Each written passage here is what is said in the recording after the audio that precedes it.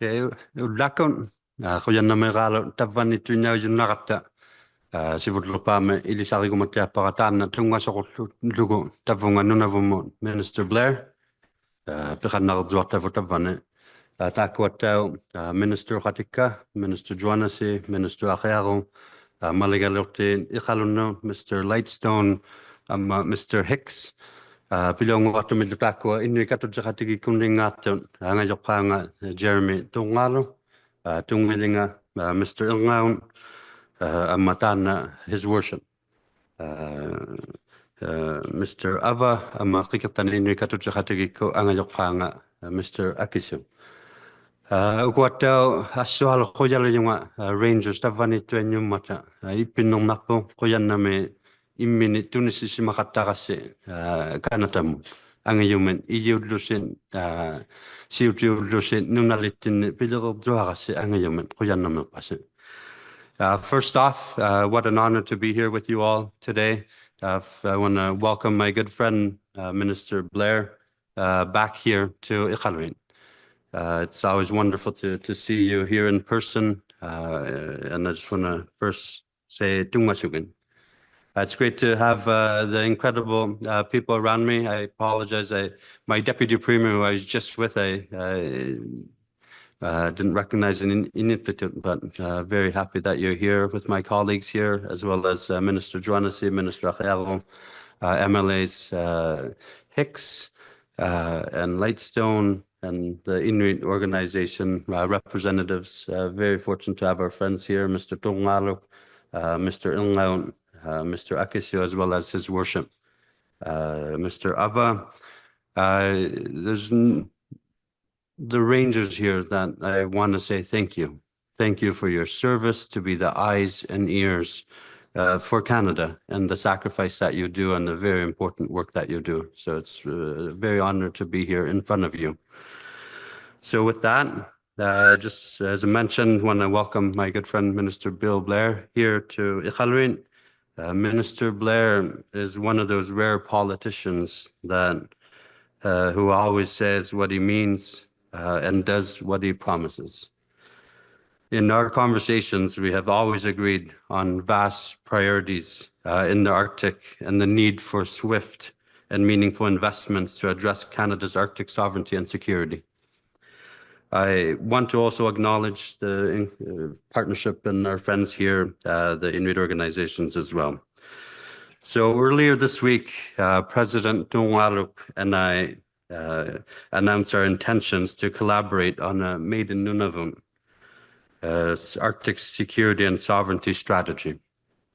We also signaled our joint support for Inuit-led, Inuit-driven nation-building projects that could meet community needs, also bolster Canada's economy, and address Arctic security and sovereignty. Today's announcement about the Iqaluit Northern Operational Support Hub is an important step towards the work that we need to do to fortify our defense capabilities in the Arctic. Nunavut has always called for multi-purpose infrastructure that not only meets the needs of Canada's military, but also serves the local communities. As work advances on the Iqaluit Northern Operational Hub, I hope to see this approach adopted. Nunavut requires search and rescue capabilities, and talking with the Rangers earlier, just the important role that they play, the importance of seeing search and rescue brought here to the north. Recording in progress. That has been brought north is important, and dispatching help from across Canada makes no sense in an emergency when minutes and seconds are on count. The Iqaluit Northern Operational Hub could serve as a much-needed base for search and rescue equipment, such as helicopters, making it possible for an expedited response time, and we know this will save lives. When I first reviewed Canada's new defense policy, Our North Strong and Free, last spring, I was heartened to see that Canada's finally turning towards the Arctic and seriously looking at the ways to bolster our sovereignty and this expansive region. But time is running out, and our geopolitical landscape is shifting rapidly with more attention towards the circumpolar world. Today, considering the jabs about Canada as a 51st state, it is even more urgent for our country to reinforce our presence in the Arctic. I am pleased that the premiers across this country, across Canada, are united for our call to address Canada's vulnerabilities in the region. As premiers, we have unanimously called on the federal government to expedite the NATO 2% spending commitment. As Northern premiers, my colleagues in the Northwest Territories, as well as the Yukon, and I have been advocating for bringing NATO spending right here home to the north. For Nunavut, this means investing in rangers as the eyes and ears of the Arctic. It's strengthening our telecommunication as well as our transportation infrastructure and securing investments in Inuit-led projects such as the Arctic Security Corridor that unlocks Nunavut's true potential in terms of the incredible resource we have in critical minerals. Well, I am pleased to see that Nunavut will house one of the 3 northern operational hubs being announced today. I hope that the hub will be the first of many initiatives right here across this territory.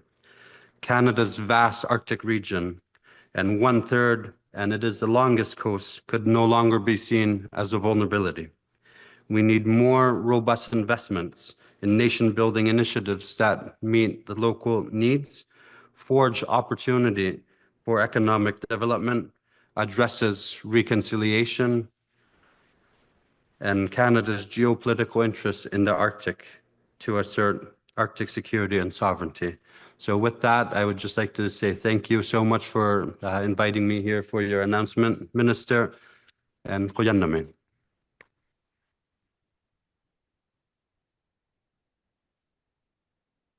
Thank you, Premier.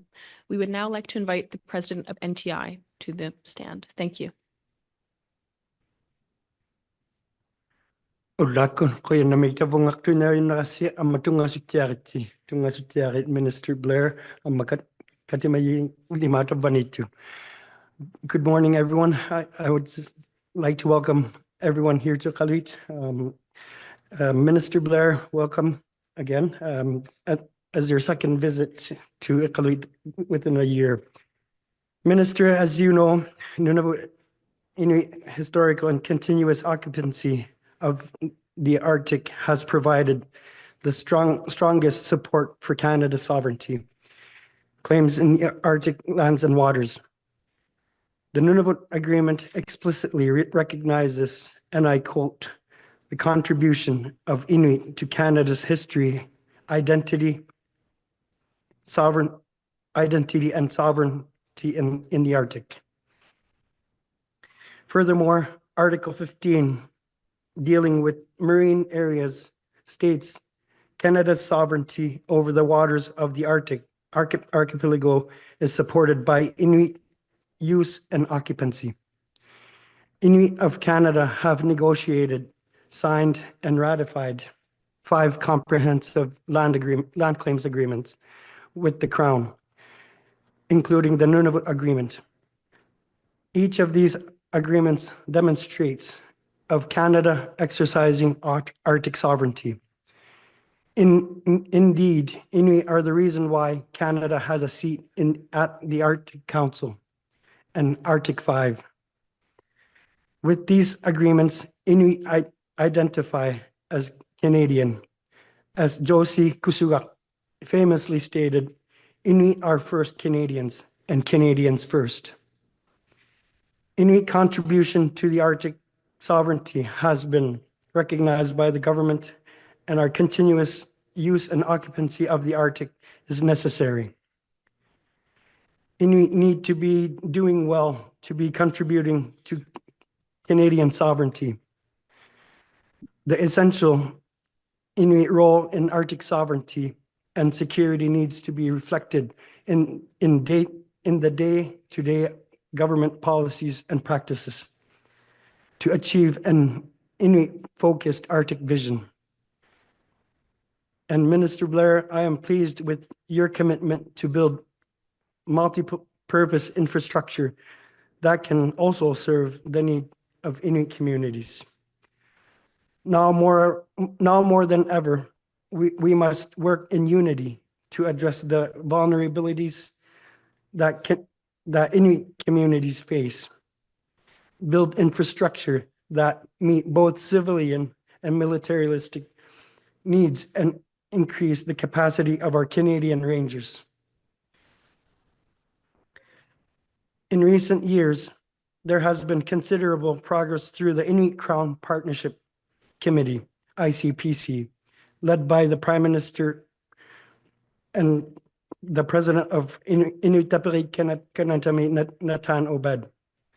The ICPC has become an essential platform for the federal government and Inuit to discuss shared priorities to support Inuit self-determination, address socioeconomic gaps in Inuit Nunavut, and achieve reconciliation.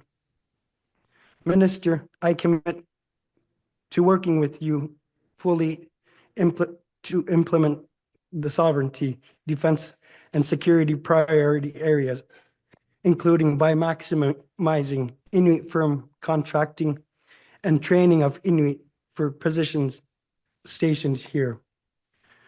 When you arrived here, you landed on the runway built originally for military purposes. With creative partnership, we have an opportunity to bolster Inuit communities, strengthen Inuit firms and Inuit employment, and doing so, we will truly strengthen Canada's Arctic sovereignty and security. Kuyunami.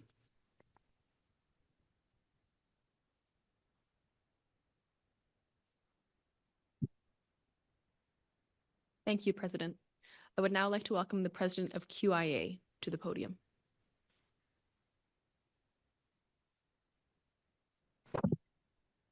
There, better.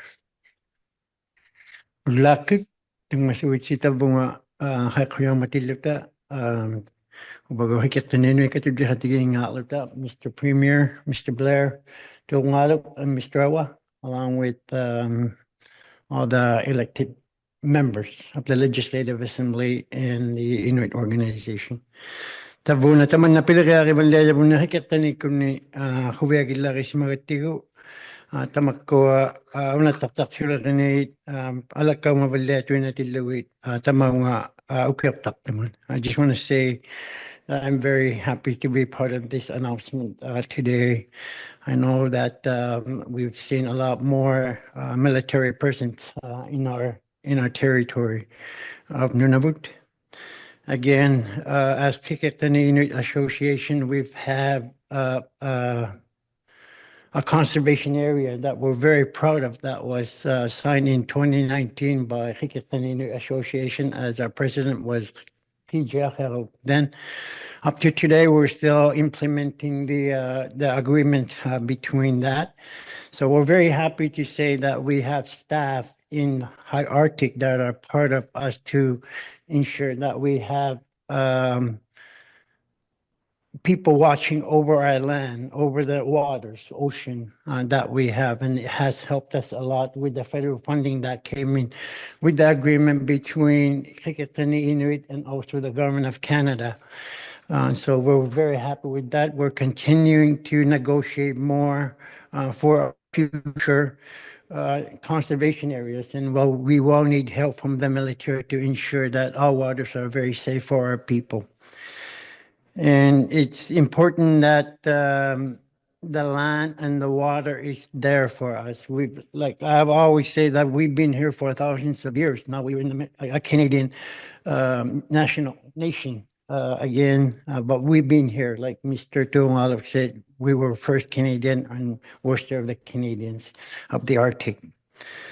And it is important for us to work very closely with the federal government to ensure that we have these military presence, to ensure that we have security for our people and for our territory. That is very important for us to ensure that we are here for a long time. I think no, it's best for us to have a military where people are living. Again, it's something that we will always be proud of, to be working with our military now and forever. We're not going to lose them. We know that. They're going to keep working with us. And also that we also have the Rangers in every community that we also support very much, to ensure that they also are a very big part of any search and rescues or other things that relates to emergencies in our community. So we're very happy with the Rangers being here from some communities of our beautiful country of Nunavut. Again, it's important, again, very important for us as Qikiqtani Inuit Association to ensure we represent our people, that we work closely with the military or any other federal departments that will affect us to improve our economy, to improve our livelihood. And this is one of the good areas where we could find more security through military, to ensure that our north is very safe and ensure that we work very closely with them. Again, I want to thank everyone for coming here, and also our premier that has worked really hard for our territory, along with our Inuit organizations that recognizes what importance it is to work closely with everybody around our territory. So I'm very happy to say that I'll be working very closely again with the federal ministers or the government of Canada, and also our government in Nunavut. Kuenami.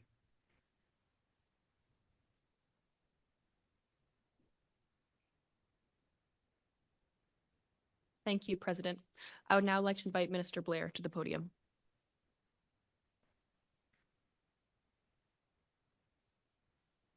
Well, good morning, everyone. Bonjour à tous. I'm very honored to be here with you all this morning, and let me extend my acknowledgement and greetings to the Premier, to our presidents, to His Worship, to members of the community, our military, and in particular, I'm particularly honored today to be joined by the Canadian Rangers. It's a great opportunity for us, first of all, to say thank you. Thank you for your service.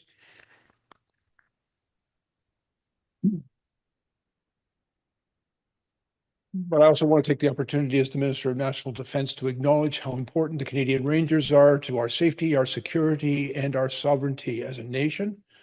We know the importance of your work, and we also know the need to invest more in the work that you do. And I want to express that commitment to you this morning as we extend our thanks for your service. I also want to take the opportunity, if I may, to speak very particularly about my friendship with the Premier of Nunavut. I have had the opportunity and the privilege, actually, of working very closely with PJ for a number of years. His advocacy on behalf of the North, on behalf of his people, on behalf of his community, has been extraordinary. But I'm also grateful for his kindness, because he has taught me a great deal in this relationship and in this partnership. And you know, I think most of you know that I'm from Toronto. I'm from the South. And I needed to learn and understand the North better. And PJ and others at ICPC, we've had a number of important conversations, and I've had the privilege and opportunity to come and visit this community many times. And every time I've come, I've learned something important about my country and about my responsibilities as the Minister of National Defence. And I know in many of the conversations we have down south, we talk about extending our security and our defence in the North, and how do we assert our sovereignty. And it was really only when I came to the North and I had conversations with my good friends that they explained to me the importance of, it's not just a map, it's not just a vast territory, it's not just the presence of the military episodically in the North.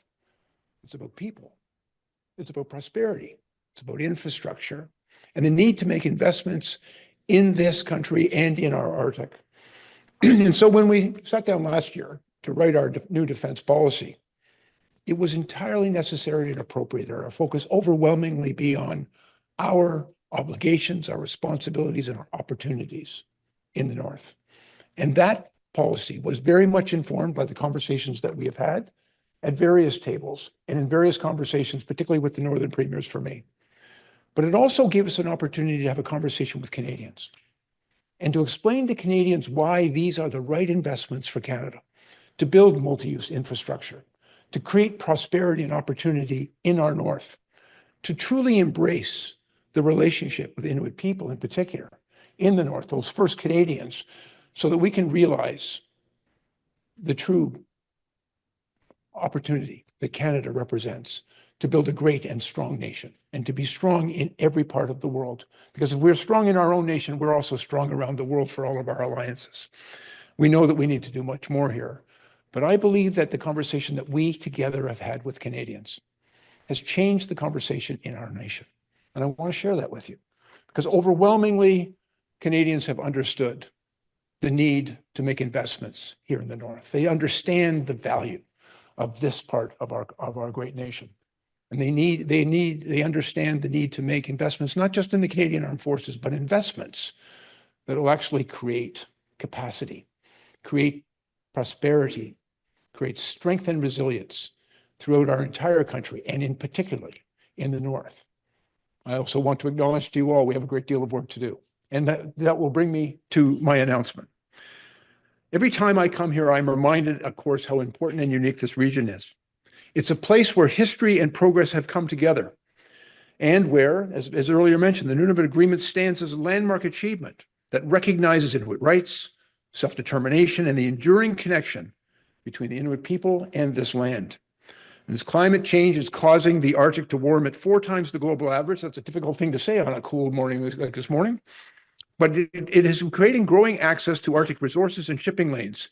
That, unfortunately, is enticing other adversarial nations to engage in heightened competition here in this region. And this evolving environment also creates new security challenges. And I had the opportunity last year to come up and meet with the Northern Premiers in this very facility. And we had a discussion about those security challenges because it's important for real partners to be honest and candid with each other and to understand the challenges that we face. But our competitors are clearly looking to expand their presence here, and Canada cannot stand idly by. But we cannot simply say no to other nations to come and invest in if we're not prepared to invest ourselves. And that's the important conversation that we have now initiated together. And at the same time, with the Arctic warming, as I've said, we also know that our indigenous Inuit northern communities experience the consequences of climate change firsthand.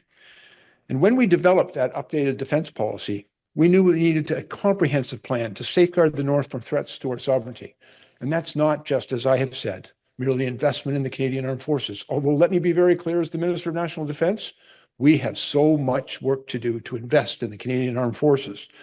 But it also must ensure that the Arctic remains a key region for the defense of our nation in uncertain times, and that means investment. Investment in the Canadian Armed Forces and their capabilities, but investment that will benefit communities, people, create prosperity, job opportunities, economic activity right here in the North. That's what sovereignty is all about. That's what safety and security is all about. As part of this commitment, we announced that we'll be investing $2.67 billion in a new network of Northern Operational Support Hubs. This is about infrastructure. It's designed to enable members of the Canadian Armed Forces with logistic facilities, equipment, and tools to support that they have work to do in the North. But it's also, as I've said, a great opportunity to advance the need to invest in infrastructure that benefits everyone. And so we need to talk about power generation, water treatment plants, sewer facilities, better highways, more enhanced airports, telecommunications, and fiber optic networks. There are so many investments that need to be made to make the North strong. And we believe that defense has an important part and role to play in that. And so we're announcing today the first 3 locations for the support hubs. Those decisions and determinations were made because of the strength of what we already have in place. So we will be beginning our work at 3 locations across the North, in Inuvik, in Yellowknife, and most relevantly for this morning, right here in Iqaluit. Each of these locations has been identified as an ideal site for the network based on their geography and the strong military ties that already exist here in this community. And these Northern Operational Support Hubs will serve critical military objectives in the region. They're going to increase the Canadian Armed Forces' presence and resourcefulness and responsiveness right across the Arctic and the North. And that's also going to enable us to support emergency response, search and rescue operations in the North.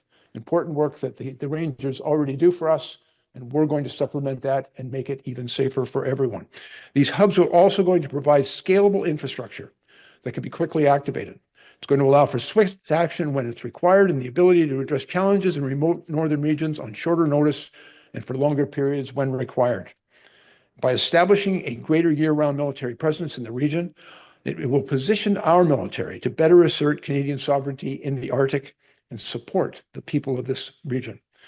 And Iqaluit will serve as a forward operating location for NORAD. It has served in that role for many years, but we're going to upgrade this facility through our NORAD modernization plan, in addition to the funding that I'm also announcing this morning. And it will become an important site for other CAF deployments in the North.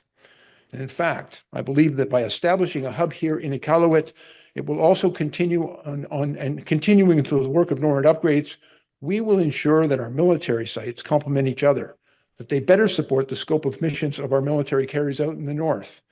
But it's also going to be a way to strengthen our communities at every step of the way.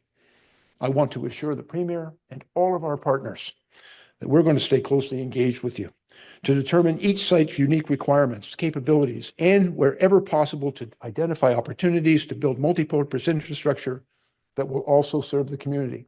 And the investments that we make here will also create jobs. It'll support the people that live and work in these communities and add to their prosperity. We want to ensure that not only will these hubs enhance our collective safety and security, but they're going to strengthen and support Inuit and Northern communities as well. I think it's always important that we will hear your perspectives, that we will work together in partnership in accordance with the agreements that we have reached previously.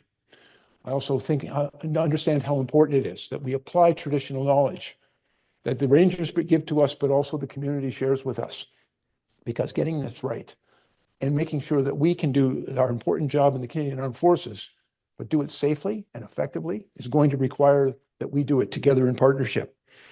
Indeed, I was encouraged to see the comprehensive roadmap for Arctic sovereignty and security that the government of Nunavut and Nunavut Tunngavik Inc. released earlier this week. It's clear that when it comes to defense and security of the North, we're on the same page. And the best way to deliver the capabilities needed and safeguard this important region is by working together. And I know sometimes when we come from the South and we say that we're going to engage in consultation, a lot of people perceive that as we're looking to delay. Well, not now. I want to assure you all, we share your sense of urgency. The time is now. The money is available. The will of Canadians is very clear. We need to do more. We're going to do more. And we have to act quickly together.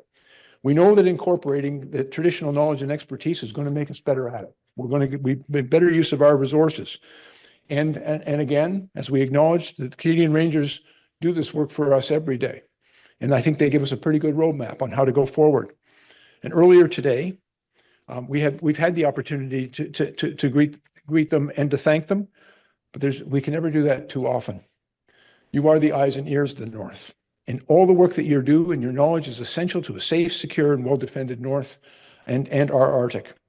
And as part of our efforts to bolster our military's Arctic, I want to make sure that you all have the training, equipment, and infrastructure and support that you need to keep carrying out the essential work that you do. It's a conversation that we've already begun, but one that we need to work on more. And likewise, through our plans to invest $38.6 billion over 20 years towards NORAD modernization, we're also going to continue to do our part in support to strengthen continental defenses. We've already begun the work for critical upgrades on our forward operating locations to better meet our modern defense and security challenges in close cooperation with Indigenous partners. We're making investments in NORAD modernization and over the radar systems to improve domain awareness. So we're going to supplement the eyes and ears that you already provide us with. And so if I may conclude, I want to assure you all that we're going to continue to be good partners. Your fellow citizens throughout Canada have really come to understand and appreciate the importance of investing in this region. I think it's a rare opportunity, a generational opportunity for our country, and nation building. to make investments and to really assert, we've always been proud that we are an Arctic nation. We need to now express our pride by making investments in the North, investments that will work for the people of the North, investments that will strengthen our resiliency and strengthen our country, and to truly live up to the promise which is Canada. I believe this is a rare opportunity, but we have the right partners. We have the will, we have now some of the resources we need, and even the announcement we make today, and I've always got to be a little cautious about this because the finance minister always gets nervous when I say it, but we've announced today a fairly significant investment in infrastructure in the North and these northern operational support hubs. It's a good start, but we have more to do. And as we move towards an appropriate and necessary level of defense spending, I want to assure you all, we see as a real priority that additional funding needs to also be directed to the opportunities in the North. And it's not just a discussion about defense. It's a whole of Canada discussion about what needs to be done to live up to the promise, which is our great nation. And that promise includes making sure that we are strong, resilient, and prosperous in the North. I thank you all very much.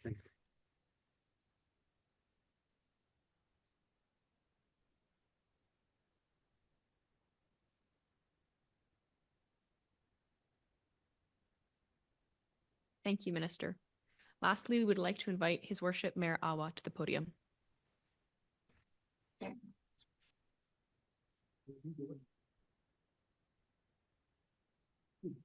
Ulukun. Kuya na miktaw, tamang nga kuya si bagama. Nilyaw da kuya si magidlungan tak kununga. Tunga si witte, tunga si Minister Blair, Premier, Minister, President, takwa ma ukwa tunga si tiyak umiyaka Canadian Iqaluit Canadian Region. Takununga tab ilagaya umigama, ranging mo kataw gama. Kawya mayakka kwa kawya makatigi yakka pilar dua katak tamani kalungni amma kaitu si kawya namig tamani migabit miti masaling mi. I would like to say welcome everyone.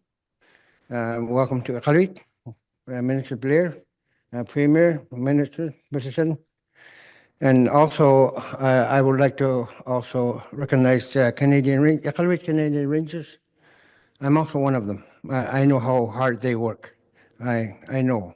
I'm with them. And also like to recognize Titus Alarox and Ranger from Ponninglet being here. Tana sakitaw niya to tamani ikarong ni chuldo pigati walian natungyaman uwatin sangilak palak titiunak niyak palang tamang kanatami ukyak taktumi churlo nirew nakatakata ikayok tayo malduta tamanna ikayok tayo marsungugata tuwang naktuning kinarehaktuning takwa unga sila wakatam ta ilan tamani lakpan imma kakilam mo naksaw gayang miyok takwa piyareri ammataw taanna narunang itok uwatin nun ikayok paling niyaktok inung nun ilagay nun katingutigin nun takunung unataktok sa nutuang ngudjangin man uwatin nun taw ikalung miyo nun ikayok paling lang niyaming man. The establishment of the Northern Operational Support Hub in Iqaluit marks a pivotal moment in strengthening Canada's Arctic presence. This hub will enhance emergency response, bolster search and rescue operation, and reinforce our sovereignty in the north. Imaka narunaratung milyong kakay una Iqaluit inung laringnik nunagayaw latalok si makungimman. Tana Iqaluit saking sakisibong man Amerika miyo tamaw nga mibilew aktok si matilugit. Kishiyani inung ikayok tolok to take kwa. Inuit ukalok to mani mibikaw nakto si. The Iqaluit is regionally deeply rooted in military history. Probably in 1942, in World War II, the United States constructed an air base here, then known as Frobisher Bay. I also want to mention that history, even though that the Iqaluit was not originally occupied by Inuit, but it's close by. The Americans were got help from Inuit that this location is supposed to be the airstrip. So the Inuit were helping the Americans to, so now we have airstrip that was chosen by Inuit. So this is the long history that Iqaluit is was meant to be an army base, and this is coming the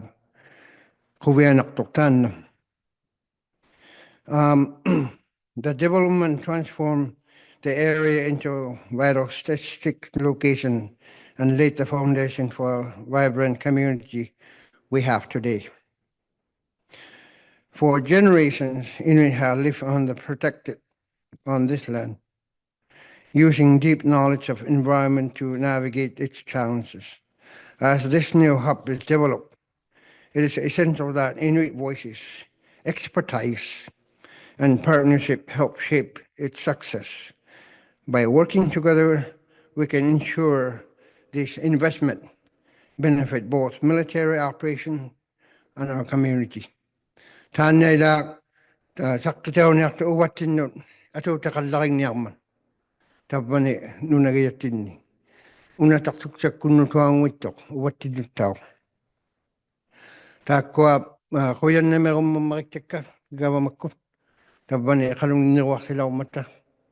Amataw naronak sila nga takwa ikalung mew Iqaluit tuisi mayon.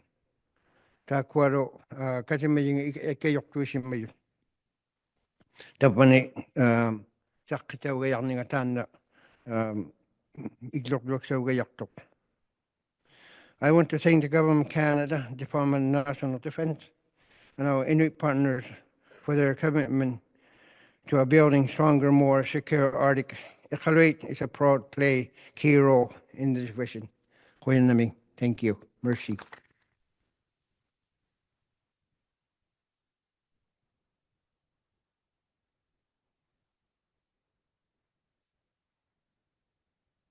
Thank you very much. I will now invite the Minister and the Premier back to the podium. We will take questions for 15 minutes. I understand the Premier has to leave, so any questions for the Premier can be directed first. We have media here in the hangar and media online, so we will alternate between them. For any media in the hangar, please feel free to line up besides the microphone here. We will do one question and one follow-up. Please state your name and outlet. Any media in the room first? If not, we will go to media online. First up, we have Judy from CTV, please.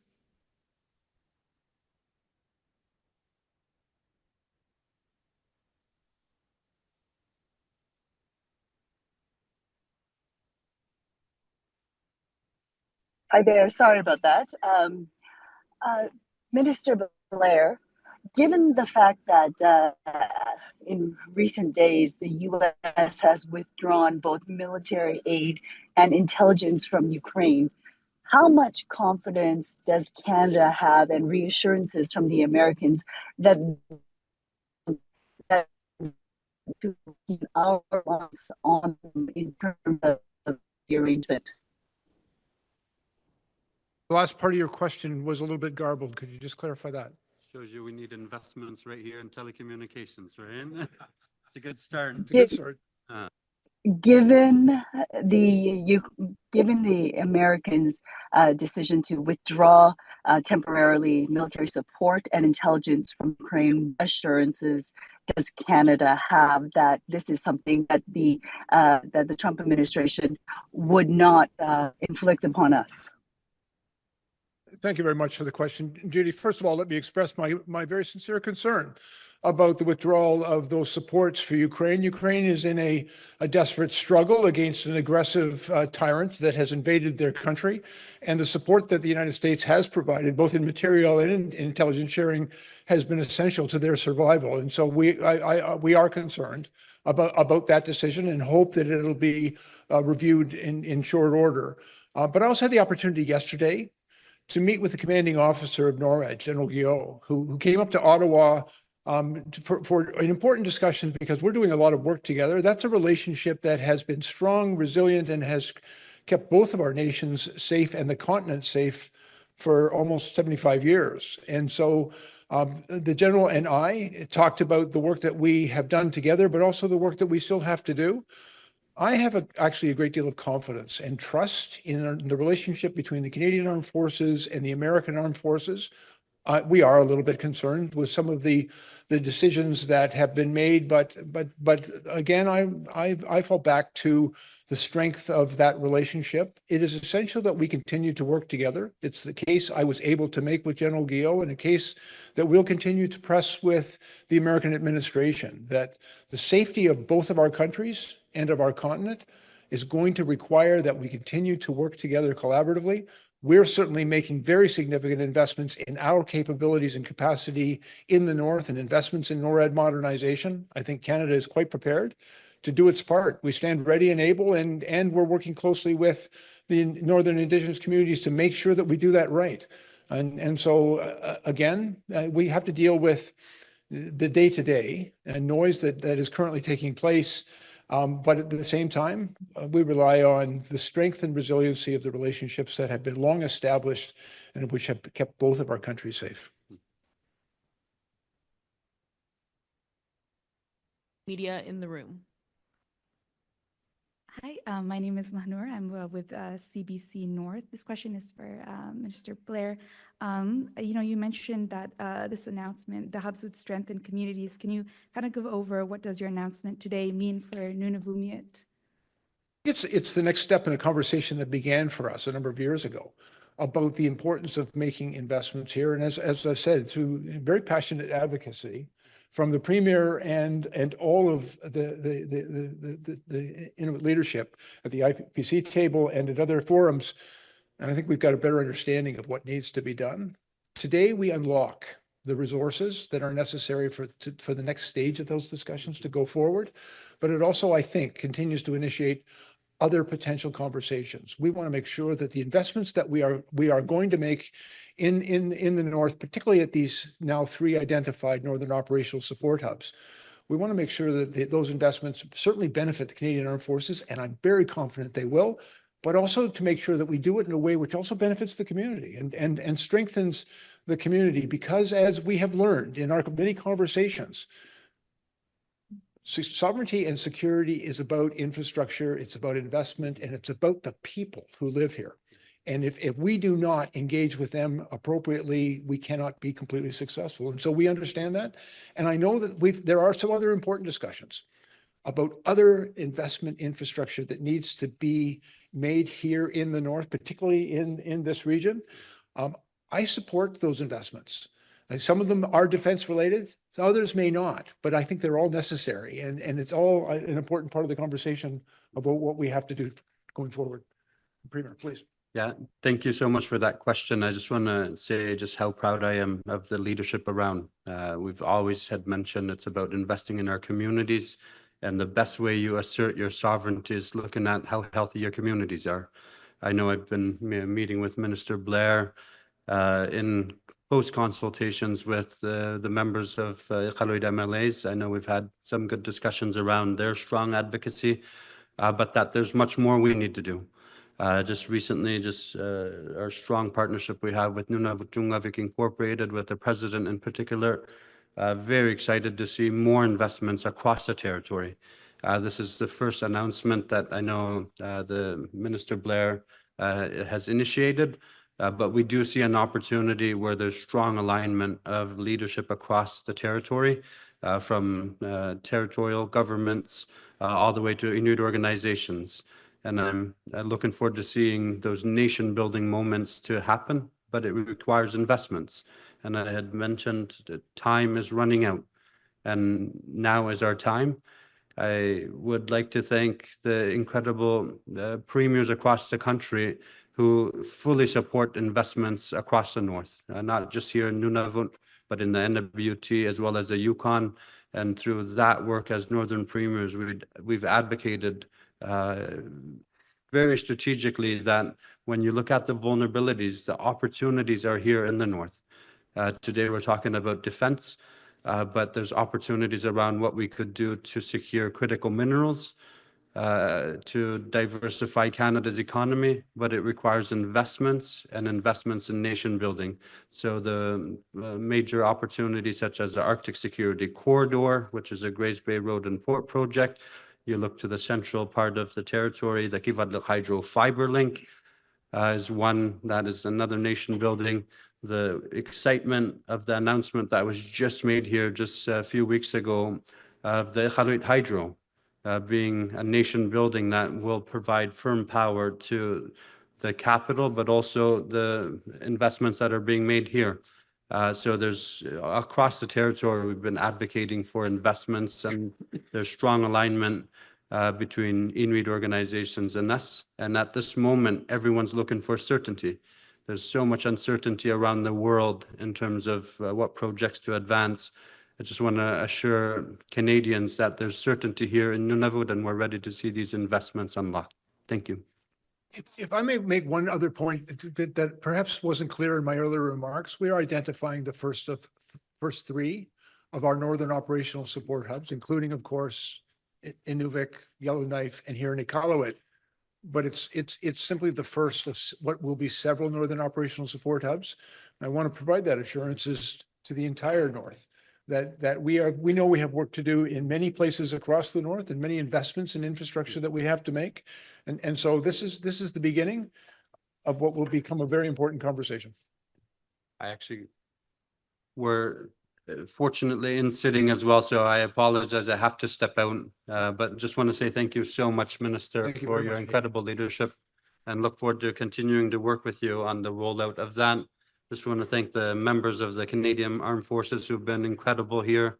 Thank you so much for your service. We're so fortunate to have your leadership at the front lines as well as with the Rangers. So thank you, everyone. Thanks, and thank you so much. Thank you. We will allow the Premier a moment to leave. Minister Blair will remain available for questions for another 10 minutes. And I don't have the excuse of having to run back to Parliament because we're not sitting at the moment. Fantastic. Minister, the next question coming for you is online from CBC North. Please feel free to begin. Hey, thank you. My name's Lainey Lambrink. I am coming to you from the CBC North newsroom in Yellowknife. My question for you, Minister, the money being spent over the course of 20 years, you know, that there's a timeline associated with that, but when do you expect these hubs in each Yellowknife, Inuvik, and Iqaluit to be operational? I will share with you and your listeners that we feel a strong sense of urgency. We know the important work that needs to be done. Through the announcement today, we're unlocking that funding and the work that needs to be done to make sure that we spend that money well. But you're in Yellowknife. I would point out we already have begun to make some fairly significant investments there. There's already pretty extraordinary capacity in Yellowknife. It's the headquarters of our Joint Task Force North detachment, and as well we announced last year, and we've already broken ground on our building a new facility for the Canadian Rangers. It's a 9,000 square meter facility that will be located in Yellowknife, and I think that's going to provide us with some infrastructure that will be helpful. But I've also been in conversations with your mayor, with Premier Simpson, and with others about the investments that we need to make in order to support Yellowknife for those growing operations of the Canadian Armed Forces in their city, but also right across the north. And so it's part of an ongoing conversation, but that conversation, we're not going to get mired in conversation. We've got work to do, and we know that the investments, and there's an urgency to making those investments. It's going to done right. It will require that it be thoughtfully planned, but we see these as investments in Northern prosperity and opportunity. And so we're going to work really closely with the Northern premiers, with Indigenous communities, with self-governing bodies as well. It's a real Team Canada partnership to get this done. And so, but we believe that there is an urgency to this work. And so we're going to proceed as quickly and responsibly as possible. So you don't have a timeline yet for when those hubs will be built, keeping in mind some of the supportive yes, well, the infrastructure is being worked on. Yes, ma'am. The 3 locations we've identified are already forward operating locations of the Canadian Armed Forces. And so, as I've said, we in all 3 of those locations have significant infrastructure already in place. Inuvik, for example, we've made a very significant investment with the government of the Northwest Territories in extending the runway at the Zuko Airport. That opens new opportunities, but also new responsibilities to make sure that we have the infrastructure, the hangars, the fuel depots, the accommodations that our people are going to need to operate effectively in that region. I believe that some of the investments we've already made and the money that and the purpose that we've announced today really opens up the opportunity for the important next steps. We are going to go as quickly as possible, but doing it responsibly means we do it in partnership with the communities that are impacted. I really also believe that there is real opportunity for the people of the North in these investments because so much of this infrastructure can be multi-use. And so when we invest in airport runways and invest in housing and fiber optic communications and power generation and fuel depots, we create jobs, we create prosperity in those communities, but we also create infrastructure that will benefit the people of the North. We'll return to questions in the room. Hello, my name is Artie Sarkisian. I'm from Nunavut News in Iqaluit. I was just wondering, you said that those for looking operation hubs already exist in all of those 3 communities. And operating locations, it's a little bit different than a Northern Operational Support Hub. We're building on the infrastructure that exists, but there's a lot of work to do here still. So in that case, so what is the work specifically that you're hoping to do, in this case in Iqaluit? What are the upgrades that you're hoping to make, and how much it's going to increase the defense capabilities in Iqaluit, for example? Well, again, there is a lot of work, but even as we walk through this facility this morning, and the Premier and I had the opportunity to have a bit of a tour of the place, we can see the potential of the forward operating location infrastructure that's currently in place, but it is not up to the mission that we're now giving the Canadian Armed Forces to operate more effectively here. It's also part of our conversations with the Rangers. We know that we may need to make significant new investments in order to support the critically and essential work that they do here. But in the conversations I've been having with the Premier, with the Mayor, and with the ICPC and all the organizations that are here, we also see that there are other critical investments. If the Canadian Armed Forces, for example, are going to operate more effectively here in Iqaluit, they could put pressure on housing. They could put pressure on the power grid and on the sewer system and water treatment plants, put pressure on the hospitals. And so there needs to be a commensurate investment in the community that will make the community a stronger, more resilient place so that the Canadian Armed Forces can operate here. Those are the conversations that I don't think I can simply have down at National Defense Headquarters in Ottawa. It's conversations we need to come to the North and have with our partners here. But I think there's a huge opportunity for us to make investments in the North. I know the Premier's spoken to me about investments in deep water ports and how that can also, while it benefits the Canadian Armed Forces, it also benefits the people here and other aspects of our resiliency and our economy and asserts our sovereignty. There are investments right across the North. The National Defense Department and our budgets have a role to play in that, but all of us have a role to play in that. But I think this is a rare opportunity of Canada understands its responsibility to invest in its national defense. We also clearly, I hope, and we are communicating that we clearly understand the importance of invest here in the Arctic and in the North and in northern communities and northern prosperity to assert that sovereignty. I think in the partnership that is on display here today, I think demonstrates that we're on the path to doing that right. Just a few weeks ago, the leader of the opposition also came to Iqaluit, also announcing his Arctic sovereignty plans in case he becomes prime minister. Is there how it differs from the current government's plans, and Respectfully, the leader of the opposition came up here for a photo op. And what he had failed to do is consult, first of all, with Canadian Armed Forces and ask them what they need. We've done that. And the plan that we bring forward today responds to what the armed forces need to operate effectively here. But I think that the leader of the opposition also failed miserably in having the necessary and appropriate conversations with Inuit leadership, with the premier, with the mayor, with this community. It was kind of it looked like an opportunity that was cooked up in some political back room where some slogans might have been presented when he dropped in for 5 hours and turned around and left. This is not about slogans. It's about the hard work that we have to do together and the opportunity that represents. The right way to do that, I hope, is on display to you today, which we stand here together, united, resolved to do what is required for Canada. And I would hope that, I was pleased actually that the leader of the opposition apparently finally read our national defense policy that's focused on the Arctic. I think he sees the political necessity of at least attempting to demonstrate that he cares. Thank you. We will now go to Ashley Stewart online. Hi, Ashley Stewart from Global News.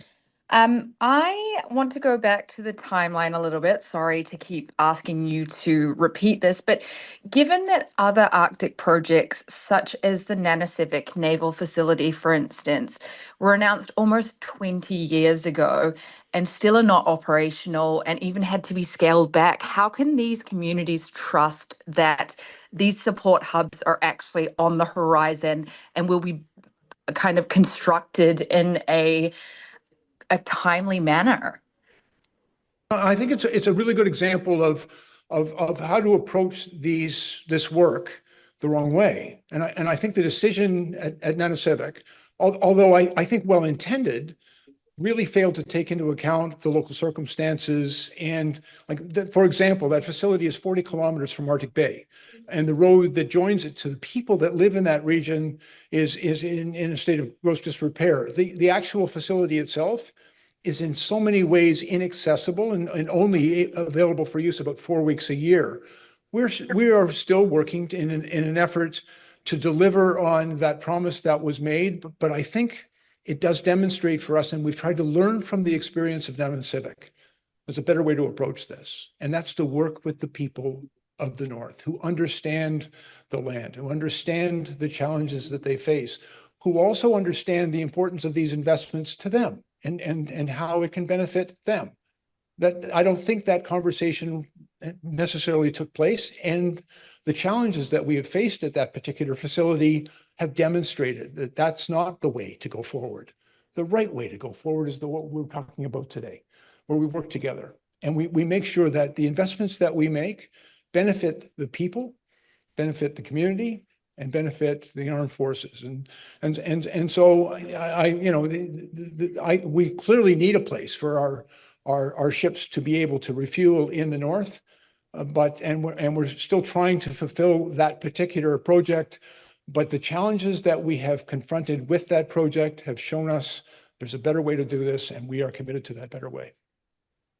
So on that note, are you guys looking at these huge construction challenges that have been encountered with the construction of that facility, and what are you doing to kind of alleviate those issues that you may or may not run into with these support hubs? Well, again, I think that there is opportunity. I can point to some better examples for you. We've recently invested pretty significantly in the extension of the Inuvik runway at the Zubco Airport in Inuvik, making that runway up to 9,000 feet in length.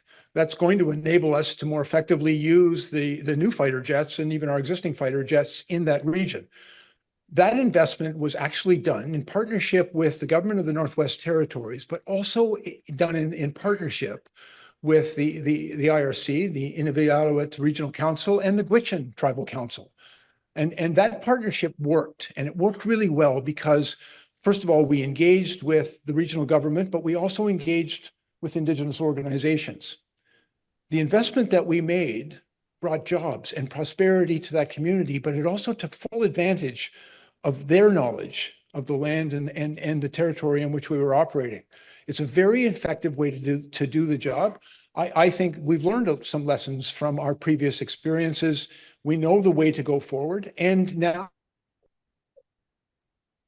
we recognize that investments in our national defense are not simply limited to those operations that are particular to the Canadian Armed Forces, but also the people and the communities in which they will operate, to make sure that the investments we make are consistent, compatible, complementary to life in those communities. That's the right way to do this job. And I think the work that we have done over the past number of years in building this relationship with, for example, work that we've been doing with the Northern Premium, and now with the conversation we've been having with all Canadians. They want us to invest in the Canadian North and in the Arctic. They want us to build and to assert our sovereignty here, but they also want us to spend our dollars wisely and well. And that the way to do that is in partnership, in consultation, taking full advantage of the knowledge that the people of the North have of the North. Thank you. We will take a question from Ken Pohl online. Mr. Blair, Ken Pohl, Canadian Army today. Appreciate the work that the Rangers have done in the North. Met a lot of them are really good people, are effective, as are the reservists and the current regular force personnel in various bases. What do you foresee as being the additional personnel needs for these forward bases, and will it be mostly regular forces or what? Yeah, no, I think it's an important question. For me, most of the questions about the Canadian Armed Forces begin and end with the importance of our people. I will tell you that, a number of years ago, we significantly reduced the size of the Canadian Armed Forces, and we recognize that it is no longer staffed to our current requirements. We're short about 14,500 people right now, and quite frankly, beyond that. I believe that from our current complement of reserve and regular forces, we're short about 30,000 people. We've got an enormous amount of work to do to attract the talent, but I know that there are Canadians who want to serve, and we're changing our onboarding processes and our training capacity in order to increase that capacity to get the people that we need. It's also really important that we treat our people a little bit better than we've treated them in the past. And we think about the things that make it difficult to serve. And that means making investments in housing, in compensation and benefits, in support for their families when we ask them to serve and engage in these deployments, either for the reserve or the regular forces. So we've got big investments to make in housing and in childcare and in health services and in the training capacity and the facilities in which we've asked our people to work. That work is I think, a huge priority for me and for us to make those investments that are necessary. But we also want to make sure that when we deploy our people in the North, first of all, that they have adequate facilities and supports and infrastructure in place. These are the foundations of the Canadian Armed Forces, so that they can operate here effectively. And we also want to make sure that when they come to a community to work, that first of all, their work enhances and complements that community and does not challenge it. And at the same time, I want my military, our military, to have the opportunity to work throughout our country in communities, in places where they know that they are well supported in the critically and essential work that they do. And so that is for the reserve and the regular forces. And so frankly, I would always leave it up to the military to decide, to determine the right deployments for their people. I just want to make sure that when they make that decision to deploy Canadians into any operating location, that they are well supported in that location. They have the right kit, the right training, the right supports, so that they can do the job that we require of them. No actual number of projections are available yet. Would you say mostly Army and Air Force, given their presence is there?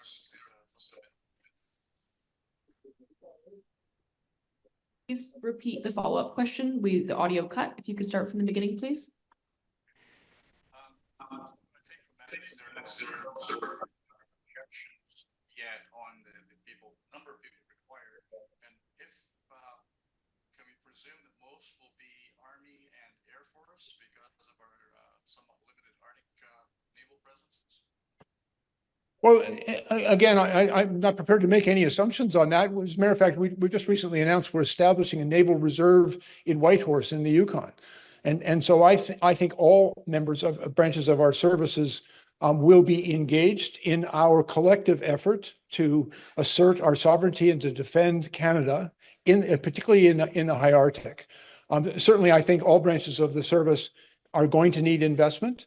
When you talk about like how many people, that'll be determined by the military, but we know that we need to be more than an episodic presence in the North. We need to be persistently here, and we need to be part of these communities. And I will tell you, I see it on display here at Iqaluit. The Canadian Armed Forces is always welcome and supported here in the North. We want to make sure that we are good neighbors and partners and friends when we operate here, because it's in our national interest, and frankly, it's the Canadian way. And so we'll make sure that we make investments in our armed forces, in our people, but also in our communities, so that we can do this together really well. The actual determination, I will tell you that we're going to need to be more persistently present in the North. That's going to mean investments in housing and infrastructure and medical facilities and other supports. But we're prepared to make those investments because I think for generations, there has been an underinvestment. And there's an acknowledgement, not just in the Canadian Armed Forces, but among Canadians, certainly united among all the premiers, is this is the right investment and the right time to do it. We will now have our last question. This will be from Felix Lebel, Radio-Canada. Please go ahead. Bonjour, Monsieur Blair. Une question en français pour vous. Je me demandais de quelle manière les tensions récentes avec les États-Unis influencent votre stratégie pour le Nord.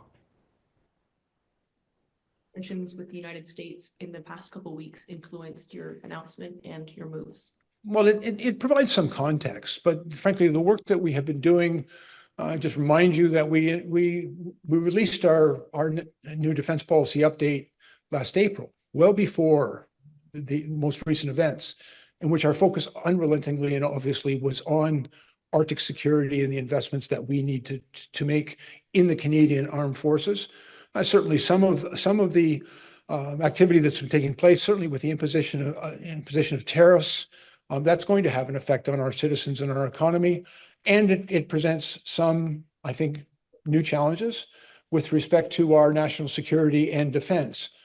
And so it's context that we certainly take into account, but at the same time, I think we're on the right track. I think we recognize, and we've also shared with our American allies, that we know that we've got to make investments in our own sovereignty, in our own national defense, that we have to strengthen our presence in our high Arctic. And it's not just in our interest, although it's most certainly in our interest, but it's in their interest as well. The investments that we're prepared to make the continent safer, make both of our nations safer. And frankly, we're proud of the role that we have always played in North America's defense and security. And we're going to continue to make those investments. And I frankly remain confident, notwithstanding some of the rhetoric that we've seen emanating from the White House. I rely on decades of a close relationship that Canada's armed forces and the American armed forces have had. We've always worked together in the defense of our country. Our soldiers, our sailors, and our airmen have fought and bled and died side by side in conflicts around the world. That history can't easily be forgotten by some of the reckless rhetoric that we've heard over the past few days. Thank you, Mr. Blair. And another question for you would be, last year, you announced $218 million for those infrastructures. Today, it's $2.67 billion. I was curious, what motivated this increase? Conversations that we've had with our partners in the North and with the Canadian Armed Forces. It's also part of a conversation that we've been having with Canadians about the need to invest more in our national defense, in the Canadian Armed Forces, and we've heard very clearly in our conversations with the people of the North, but among all the Canadian premiers, and with Canadians right across the country, they have an expectation that we're going to invest in our country. And I think they all recognize, we all recognize, that this is a generational opportunity to invest in nation building. We have work to do here, but it's our work, it's our responsibility, and it's our opportunity. And so Canadians I think Canadians want us to make the investment in our defense and our strength and resiliency to assert our sovereignty. We clearly should not be relying on anyone else to defend our nation. It's our job, and we're going to do it. Fantastic. Thank you. That concludes today's announcement and press conference. Thank you all for being here. Merci. Qikiqtani Inuit. Thank you.